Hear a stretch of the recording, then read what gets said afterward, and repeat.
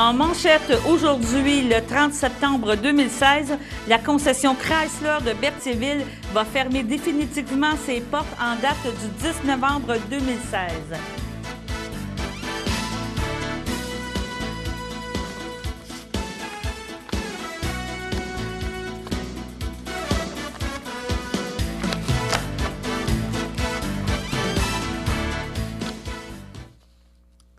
Bonjour mesdames et messieurs, et voici votre bulletin de nouvelles pour le vendredi 30 septembre 2016. Mon nom est Daniel Yvon et voici vos nouvelles.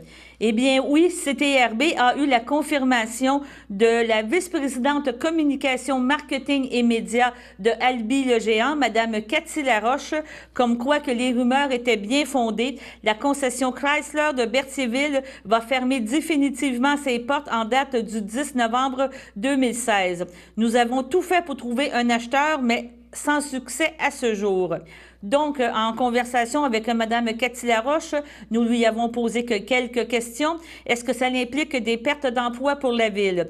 Oui, nous a-t-elle mentionné. Toutefois, Albi le Géant a mis en place un comité de reclassement pour aider les salariés à se relocaliser dans des emplois à conditions similaires. Pour ce faire, nous avons utilisé une firme positionnée stratégiquement dans la région, c'est-à-dire qu'elle fait du recrutement dans l'Anaudière. Le comité de reclassement s'est mis sur pied avec l'aide d'Emploi Québec. À ce jour, des salariés ont déjà reçu des offres. Pour la vente de la bâtisse, pour le moment, nous sommes en réflexion sur le statut de cette bâtisse-là. Est-ce que les opérations de vente de produits Chrysler seront faites sur un autre site? Et pour les clients, qu'est-ce que ça représente? Donc, les produits Chrysler pour Albi seront vendus à partir de la concession Chrysler à Pointe-aux-Trembles. Nous allons y traiter nos clients pour l'entretien et les garanties. Nous offrirons la qualité du service Albi que l'on retrouve dans toutes nos concessions, mentionne-t-elle. Par exemple, nous offrons des voitures de courtoisie. Il est important pour nous que nos clients soient traités avec respect, transparence et professionnalisme. Dans le cas où les clients trouveraient ça un peu trop loin, il peut être très bien desservi dans la région. En effet, ils pourront faire quelques kilomètres et aller chez Joliette Chrysler, qui possède des facilités exceptionnelles, ou chez Gérard Chrysler, qui sont, à notre avis, deux excellentes destinations pour les produits Chrysler. Donc, c'est une grosse nouvelle pour Berthierville. Et si on fait un peu l'historique de la concession Chrysler à Berthier, mentionnons que c'était M. Gabriel Brissette qui, dans les années 40, a inauguré le premier garage avec une concession Dodge de Soto sur la rue Montcalm. Maintenant, par la suite, selon nos archives et nos informations, vers 1955, le garage est parti de la rue Montcalm et s'est installé sur la rue Notre-Dame, au coin de 138 et 158. Et cette bâtisse-là a été là jusque dans les années 90. Dans les années 90, sous l'impulsion de M. Laurent Brissette, le garage a été déménagé sur la rue Gilles-Villeneuve au départ, à côté du restaurant Saint-Hubert. Et cet emplacement était moderne et quand même très visionnaire. Et par la suite, la bâtisse elle a même été déménagée deux fois. Une fois, elle a été reculée un petit peu en arrière du Saint-Hubert et par la suite complètement déménagée de l'autre côté de la rue suite à l'ouverture de la rue Gabriel Brissette. Donc, c'est depuis, on pourrait dire, les fins des années de 90-2000 que la bâtisse est à son emplacement actuel et c'était depuis mars 2012 que Albi avait racheté la concession de M. Laurent Brissette. Donc, c'est une grosse perte pour la ville et le dossier sera à suivre pour savoir qu'est-ce qu'on va faire avec la bâtisse et les éventuels terrains qui s'y rattachent. Maintenant, dans tout un autre ordre d'idées, la municipalité de Saint-Cuthbert a reçu une subvention de montant de 1 million de dollars de gouvernement provincial pour des travaux d'infrastructure et de voirie dans la région.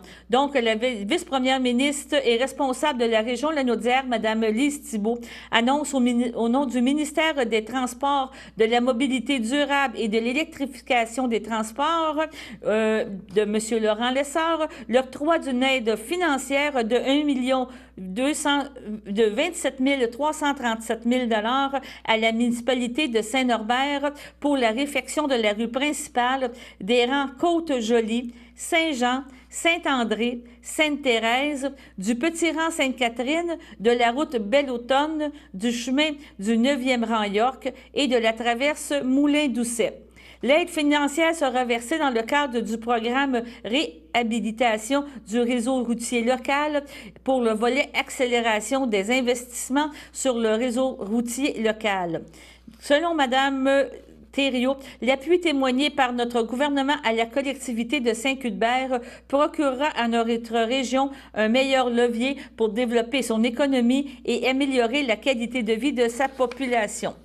Le maintien et l'amélioration des infrastructures routières sont au cœur de notre priorité, notamment parce qu'ils permettent de préserver la sécurité des usagers de la route grâce au programme Réhabilitation du réseau routier local qui découle de l'accord de partenariat avec les municipalités intervenu en septembre 2015 et du gouvernement du Québec. Avec les instances municipales, nous sommes en mesure d'apporter notre soutien considérable aux municipalités. De fait, l'aide destinée au réseau routier totalise environ 174 millions de dollars annuellement. Donc, le programme de réhabilitation du réseau routier est doté d'une enveloppe de 50 millions de dollars pour l'année 2016-2017 et comprend 2 volets, redressement des infrastructures routières locales et accélération des investissements sur le réseau routier local. Donc, le programme vise à soutenir financièrement les municipalités dans la réalisation de travaux d'amélioration des infrastructures routières locales. Donc, c'est une très bonne nouvelle pour la région. Nous allons tout de suite passer aux anniversaires et par la suite, nous allons vous parler un petit peu des activités qui ont lieu en cette fin de semaine du 1er et 2 octobre.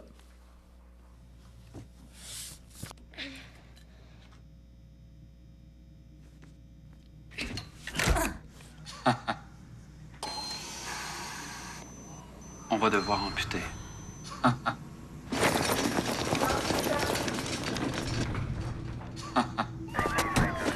Il parle beaucoup de ça.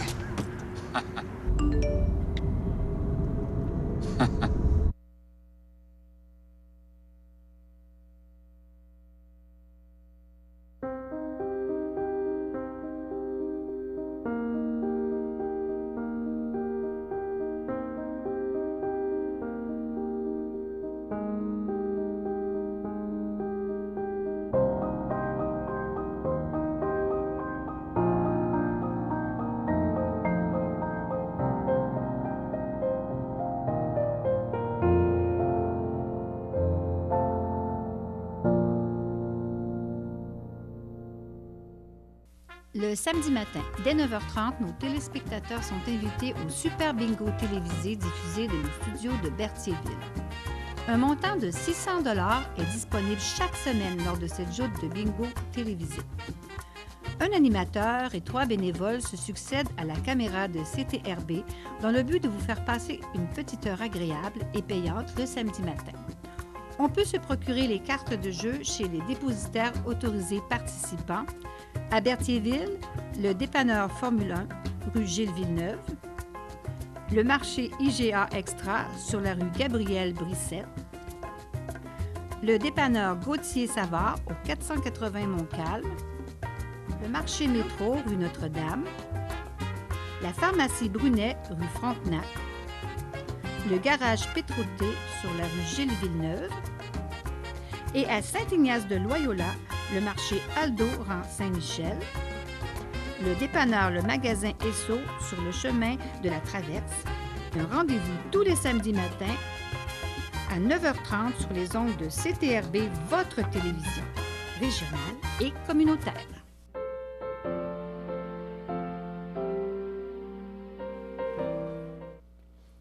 Avec l'arrivée de la fin de semaine, nous avons 3 jours à couvrir pour les anniversaires. Donc, pour le 30 septembre 2016, mentionnons que la FADOC désire souhaiter un bon anniversaire à Mme Odette Courchaine et à M. Louis Marchand. On parle de l'âge d'or de Saint-Ignace à Mme André Crépeau. l'Ordre des filles d'Isabelle, donc à Mme Monique Lessard et à M. l'abbé Raymond Bourgeois. Au Centre d'action bénévole d'Autrey, Cyril Massé. Et CTRB aussi désire souhaiter un bon anniversaire à notre fondateur, M. Gilles Tessier, qui est né un 30 septembre. Maintenant, passons au 1er octobre. Nous avons l'âge d'or de Saint-Ignace avec Mme Denise Courchaine, l'Ordre des filles d'Isabelle avec Mme Louise Étier. La FADOC de l'île du Pas, nous avons M. Léonce Tremblay, Louisette Étier, Jacques Pamphili, Normand Lebrun et Richard Latour. Et enchaînons maintenant pour terminer avec le 2 octobre, soit dimanche. Les filles d'Isabelle désirent souhaiter un bon anniversaire à Mme Jeanne d'Arc Bellumeur, oui, c'est bien ça. Et la FADOC de l'île du Pas, Mme Édith Guertin, Ida Godin, vous avez Joanne Vincent, Carole Contant et le Centre d'action bénévole avec M. Jean-Pierre Hervieux. Donc, à ces personnes, passez une très belle fin de semaine, passez un bon anniversaire sur le signe du soleil. Maintenant, j'ai quelques activités en rapport avec la fin de semaine. Donc, en fin de semaine, le 1er octobre, c'est la Journée internationale des aînés 2016 et le thème de cette année, c'est les aînés, richesse de notre société. Nous avons reçu un communiqué provenant de la table régionale de concertation des aînés de la Naudière. Donc, la table de concertation tient à vous rappeler que la Journée internationale des aînés qui a lieu le 1er octobre de chaque année est un moment privilégié pour prendre le temps de reconnaître la richesse que constituent les personnes âgées. C'est justement sur le thème des aînés, richesse de notre société qu'est célébrée cette année la Journée internationale des aînés dans toutes les régions du Québec. Ce thème, obtenu à partir d'une large consultation des aînés du Québec, a reçu la faveur générale parce qu'il permet de mettre en lumière le fait que les aînés ont encore beaucoup à apporter à la société, que ce soit dans leur engagement bénévole, leur grande expérience, leur contribution citoyenne et en tant que mémoire de notre société. L'illustration du thème « Les mains croisées usées par la vie, remplies de terre noire et riches en nutriments, portant une jeune pousse » illustre le thème de la Journée internationale et la table des aînés tient d'ailleurs à remercier Mme Francine Charbonneau pour sa participation financière à la création de cette signature visuelle. Donc, c'est pour cela que nous avons en fin de semaine, justement, le 30 et le 1er octobre, donc ce soir, commencé et demain, toute la journée, il y a un salon des jeunes de 50 ans et plus qui est organisé par la FADOC La Naudière. Donc, cet événement-là a lieu aux Galeries Joliette et vous allez avoir une variété de kiosques sur les loisirs, la culture, la défense des droits des aînés et plusieurs autres, comme Mme Danielle Perrault a mentionné, qui est la directrice générale de la FADOC La Naudière. Ce sera en tout une 50aine de kiosques qui pourront être visités et chacun est regroupé par des thèmes inspirants touchant toutes les sphères de l'activité humaine. Il y a aussi 3 défilés de mode qui présenteront les tendances mode et les nouvelles collections d'automne présentées en collaboration avec les marchands des Galeries Joliette. Donc, c'est un rendez-vous à ne pas manquer le 30 et le 1er octobre. En terminant sur ce thème, nous avons reçu aussi un communiqué provenant du CABA, donc de la part de M. Cormier. Donc, le 14 décembre 1990, l'Assemblée générale des Nations unies a programmé le 1er octobre Journée internationale des personnes âgées. Bien que de nombreux stéréotypes persistent, les personnes âgées sont progressivement reconnues pour leur contribution considérable aux soins intergénérationnels ainsi que leur participation continue à la vie communautaire. Elles sont devenues une force politique importante et croissante, en particulier dans les pays développés où les organisations de personnes âgées contribuent à s'assurer qu'ils ont une plus grande voix dans le processus décisionnel. Le Centre d'action bénévole d'Autrey tient à souligner l'apport important des aînés pour le développement de notre collectivité. Le thème de cette importante journée, les aînés, une richesse pour notre société. De nos jours, dit M. Cormier, nous pouvons constater la véracité de cette affirmation. De plus, en plus d'être essentiel pour le développement économique de notre territoire, les personnes aînées représentent la presque totalité des bénévoles qui œuvrent au sein de notre organisme. En effet, la majorité des bénévoles assurant des services de popote roulante et d'accompagnement transport pour l'organisme sont âgés d'environ 60 à 74 ans. En 2015, les personnes âgées de plus de 65 ans représentaient près de 20 % de la population totale de la MRC de Dautrey. Ceux-ci, croient fermement le Centre d'action bénévole Dautrey, sont une recherche que leur expérience partagée dans les nombreuses heures de travail bénévole et ou rémunérées. Les aînés sont des personnes d'expérience qui possèdent souvent l'assurance et la sagesse leur permettant de transférer leur acquis à d'autres personnes moins expérimentées. Leurs compétences et leurs connaissances sont un atout majeur pour les milieux communautaires, économiques, institutionnels et politiques. Un immense merci pour cette belle richesse partagée de mentionner M. Cormier. Donc, ne pas oublier, en fin de semaine, dites bonjour aux aînés et remerciez-les pour les fameuses temps qu'ils nous consacrent. Maintenant, si on change vraiment de sujet, nous avons reçu un communiqué provenant de la Sûreté du Québec, un vol de tracteur à la Velleterie suspect à identifier. La Sûreté du Québec demande l'aide du public pour identifier 2 hommes ayant commis, entre autres, un vol de tracteur à la Velleterie le 27 juillet dernier.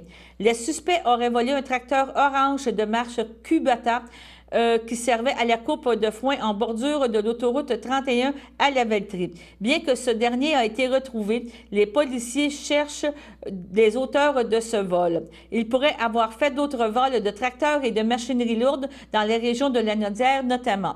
Donc, on a un premier suspect qui est un homme âgé entre 30 et 40 ans, grandeur environ 5 pieds 11 pouces, poids corpulence moyenne, les cheveux pâles et courtes. Particularité, il portait une chaîne argentée à grosse maille au cou et une montre métallique de couleur or au poignet. Le deuxième suspect, lui aussi est âgé entre 30 et 40 ans, grandeur environ 5 pieds 9 pouces, poids corpulence moyenne, cheveux bruns foncés et courts, particularité, une petite moustache foncée, lunettes de vue à monture foncée, il aurait une montre noire au poignet gauche. Donc, toute information permettant d'identifier ou de retracer ces individus peut être envoyée de façon confidentielle à la centrale de l'information criminelle au 1-800-659-4264. Maintenant, dans un autre ordre d'idées vraiment un petit peu plus joyeux, le club de golf de Berthier tient à souligner les gagnants du Vegas de lundi le 26 septembre avec un score de 65, soit -7. Il s'agit de M. Bruno Côté, Joachim Perron, Benoît Denis et Jocelyn Malo, Le dernier tournoi de la saison se tiendra le lundi 3 octobre. Donc, la saison de golf se termine bientôt, mais nous avons encore de très belles journées à venir. Maintenant, parler un petit peu des activités de la fin de semaine. N'oubliez pas, aujourd'hui, demain, le 1er octobre, le Grand Prix des îles, le Grand Prix estival. Les courses commencent à partir de 10 heures, et c'est 15 $ par personne. Ça se situe dans le rang Saint-Michel, 1225 rang Saint-Michel à Saint-Ignace. Pour toute information, 450-803-2644. Maintenant, il reste quelques activités pour le 1er et le 2 octobre dans le cadre de la Journée de la culture qui se tient sur la région et aussi au niveau provincial. On parle de samedi, la musique accessible pour tous, exposition de livres ayant pour thème la musique, présentée par la bibliothèque au fil des pages à Ville-Saint-Gabriel. Donc, samedi, ce sera entre 9h et midi. Nous avons aussi Cœur de Dragon, qui est à la bibliothèque municipale de la Velleterie. Donc, l'exposition a lieu en de samedi de 9h à 13h30. On parle de samedi aussi à la bibliothèque Louis-Joseph Doucet de Lanoret. Le piano sera à l'honneur avec conférences, photos, pianiste invité historique. Donc, cette activité se tiendra de 11h à 15h. Vous avez aussi artisanat fléché, rencontres et des cours sommaires de différents participants en tricot, en fléché, en broderie. C'est offert par le Cercle des fermières de Saint-Norbert. Ça a lieu à la salle communautaire entre 13h et 17h. On parle aussi de performance de Carole Courtois autour de sculpture. Cette activité-là va avoir lieu sur la rue Beau-Soleil à Saint-Gabriel, galerie YS. Donc, samedi de 16h à 17h et dimanche aussi de 16h à 17h. Flûte exotique et poésie à la bibliothèque encore de Lanoret, donc Louis-Joseph Doucet en musique, offert par la Société d'histoire de Lanoret. Donc, cette activité-là a lieu au 361 Notre-Dame à Lanoret et c'est dimanche de 10h à 16h. Il y a aussi une classe de maître en peinture à la Maison Contes et légendes au 120 rue Saint-Antoine Sud à Lavelterie. Cette activité-là a lieu de 10h30 à midi. Et aussi, il y aura le dévoilement du nouveau nom de la bibliothèque de Saint-Cuthbert par la municipalité de Saint-Cuthbert. L'activité se tiendra sur la rue principale à Saint-Cuthbert, 1891, et ça aura lieu de 11h à midi. Donc, si vous voulez avoir d'autres informations, vous pouvez aller aussi sur le site Maison de la Culture, les Journées de la Culture. Rappelons aussi qu'il y a la kermesse le 6 octobre, justement dans l'esprit des aînés. Venez vous amuser au parc Jean-Louis Poulette à Sainte-Geneviève-de-Berthier le 6 octobre à compter de midi. C'est une kermesse qui va nous rappeler les jeux qu'ils avaient dans notre temps d'enfance, donc lancer de dard, potting, Mississippi, frisbee, bowling, Scrabble géant, jeux de poche. Pour toute information, vous pouvez contacter M. Pierre Blais au 450-916-5808. Donc, le prix du billet est de 5 $ et ça s'adresse à toutes les personnes âgées et le dîner est inclus. Maintenant, une dernière petite activité avant de passer à la pause.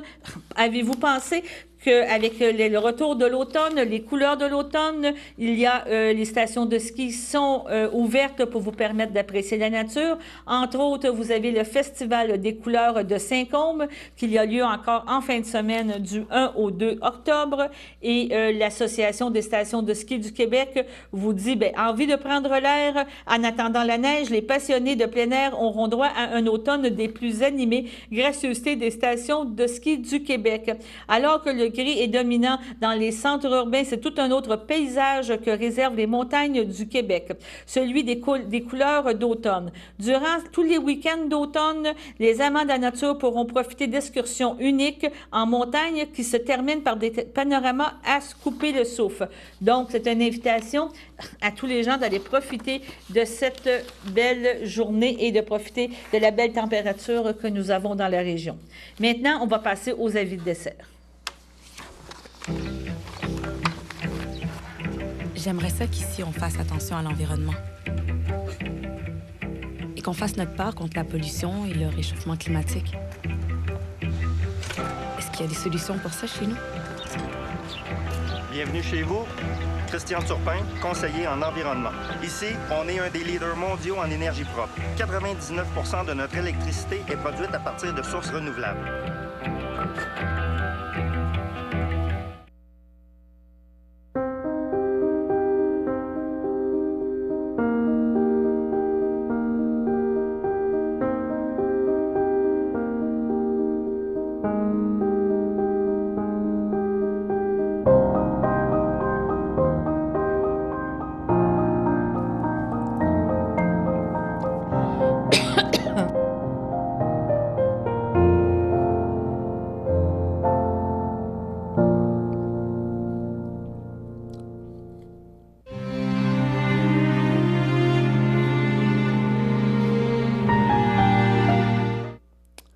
Au CHRDL de Joliette, le 14 septembre 2016, à l'âge de 94 ans, est décédé M. Marcel Doucet, époux de Mme Marguerite Fafard, demeurant à Saint-Cuthbert. Il laisse dans le deuil, outre son épouse, ses enfants, Sylvie Doucet, Jean Paradis, Richard Doucet, Jocelyne Houle, Jean-Pierre Doucet, Lise Manègre, Stéphane Doucet, ses 3 petits-enfants, Vincent, Vicky et Élodie, sa sœur, son frère, son beau-frère et ses belles-sœurs, Claire Doucet, René Franqueur, Denis Fafard, Lise Massé, Marguerite Lavallée, feu Roger Fafard, sa tante Thérèse Roberge, feu Germain Fafard, plusieurs neveux, nièces et autres parents et amis. La famille vous accueillera le vendredi 30 septembre de 19h à 22h, ainsi que le 1er octobre, samedi, dès 9h, au complexe Efterio. Les funérailles auront lieu samedi le 1er octobre en l'église de Saint-Cuthbert à compter de 11h et M. Marcel Doucet sera inhumé au cimetière de Saint-Cuthbert. Donc, au nom de CTRB, nous offrons nos plus sincères sympathies aux familles éprouvées. Maintenant, une petite dernière nouvelle avant de passer à la météo et compléter notre bulletin de nouvelles. Dans le cadre du projet Optilab Laval-Laurentide-Lanaudière, les centres intégrés de santé et de services sociaux de Laval, Lanaudière et des Laurentides annoncent le regroupement administratif de leurs laboratoires et ce dans le cadre de la mise en œuvre graduelle du projet Optilab.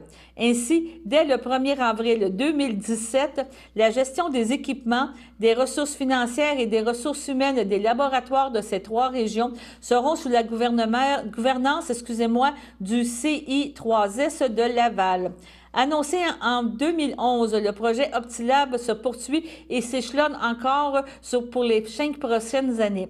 Il s'agit d'un projet d'envergure compte tenu dans l'ensemble des régions du Québec et qui a pour but de mettre en place une nouvelle organisation des services de laboratoire pour assurer une qualité optimale en biologie médicale. À cet effet, les laboratoires des différentes régions sont appelés à se regrouper afin d'offrir des services en commun. Le projet Optilab de Laval-Laurentide-Lanaudière regroupe 9 laboratoires et 36 centres de prélèvement. Bien que le CI3S de Laval devienne l'employeur du personnel des laboratoires et des centres de prélèvement des régions des Laurentides-Lanaudière et de Laval, les employés concernés continueront de travailler au sein de leur installation respective pour le moment. Cette réorganisation s'effectuera sur quelques années et dans le plus grand respect des personnes. Les directions des CI3S impliquées déploieront tous les efforts nécessaires pour les accompagner dans le cadre de ce changement. Aucun laboratoire ne sera fermé. Il est important de souligner que le projet Optilab ne vise la fermeture d'aucun laboratoire.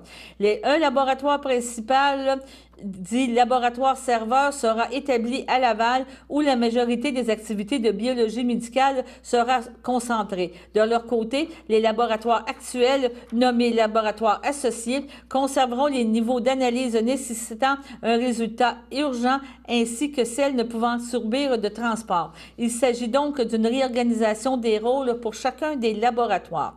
De plus, la démarche optimale n'aura aucun effet sur la prestation des soins aux usagers. Les changements seront liés au lieu où se feront les analyses d'échantillons. Pour leur part, les endroits où se font les prélèvements, les traitements ou la prestation de soins aux patients demeureront les mêmes. Le projet Optilab comporte des avantages considérables, entre autres une utilisation des équipements technologiques à leur pleine capacité, l'amélioration des délais d'analyse ainsi que la mise en place d'un pôle d'expertise. Et maintenant, nous allons passer à la météo.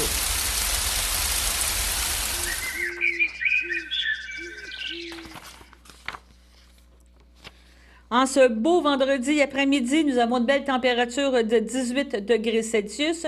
Cette nuit, la température devrait baisser un peu à 14 pour la nuit et 11, entre 14 et 11. Demain matin, on parle d'un ciel variable pour samedi avec un 11 degrés. En après-midi, on devrait ressentir un 18 degrés Celsius avec un 30% de probabilité de précipitation.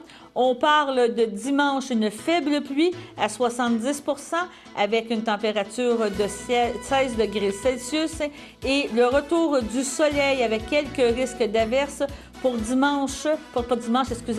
lundi avec une température de 19 degrés Celsius. Donc, somme toute, on annonce une belle fin de semaine et même, soyons optimistes, possiblement dimanche, il ne pleuvra pas. Donc, profitez de votre fin de semaine, allez faire des belles marches dans la nature et c'était votre bulletin de nouvelles pour aujourd'hui, vendredi, le 30 septembre.